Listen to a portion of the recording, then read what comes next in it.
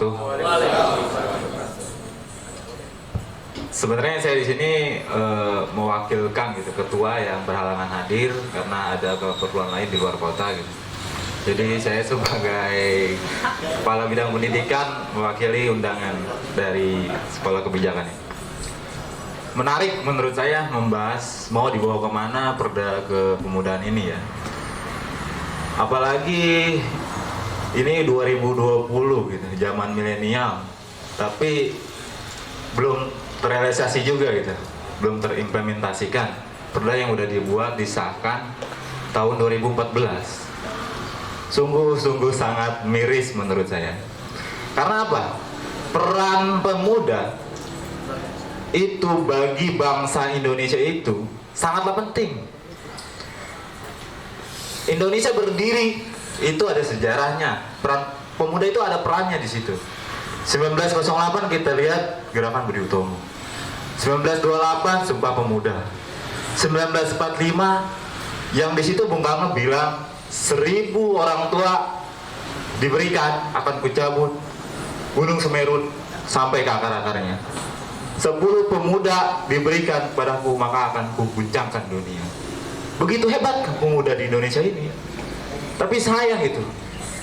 Seharusnya terus berjalan sampai zaman sekarang, zaman milenial ini. Pemuda itu harus terus diperhatikan oleh pemerintah. Perdanya ada, kenapa nggak dijalankan? Padahal ada payung hukumnya menurut saya di Undang-Undang Nomor 40 tahun 2009. Betul kalau tidak saya ya. Nah, di zaman milenial ini banyak, atau zaman globalisasi ini banyak pemuda-pemuda yang memang ada berbagai macam klasifikasi ya. Ada pemuda yang sebodoh aja gitu sama bangsa kan, ada yang peduli gitu kan, ada juga yang sebaliknya gitu, anarkis atau gimana.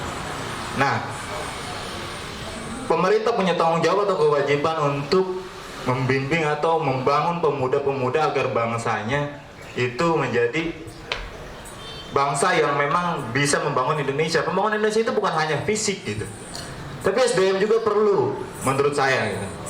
Karena apa? Pemuda sekarang gini, banyak pemuda di angka pengangguran aja tuh semakin naik gitu ya. Pemuda mencari kerja gitu. Padahal pemuda itu bisa dibimbing oleh pemerintah, difasilitasi untuk apa? Untuk membangun kreasi inovatif, membuat lapangan kerja. Jadilah pemuda yang produktif. Jangan jadi pemuda yang konsumtif menurut saya. Itu garis besarnya menurut saya tuh. Dilihat dari perda ini, menurut saya, kalau memang perda ini sudah disahkan, kenapa gitu pemerintah itu hanya ya tanda kutip seakan-akan bingung ya, membiarkan tidak atau gimana ya. Makanya di sini bagus juga temanya, mau dibawa kemana gitu perda ini gitu. Nah,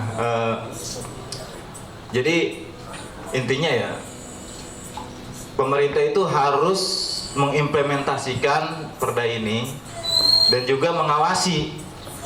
Jangan sampai udah dibuat nggak implementasi, atau udah implementasi atau udah sosialisasi tapi nggak diawasi gitu. Jadi anak kecil udah bisa jalan udah dibiarin aja gitu. Nanti kalau ketabrak mobil gimana?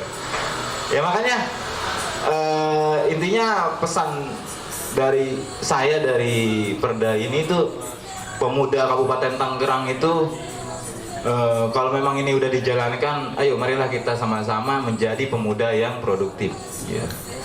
Mungkin cukup itu aja yang bisa saya sampaikan, yang mewakili Matangbar. Kurang dan lebihnya saya mohon maaf. Assalamualaikum warahmatullahi wabarakatuh.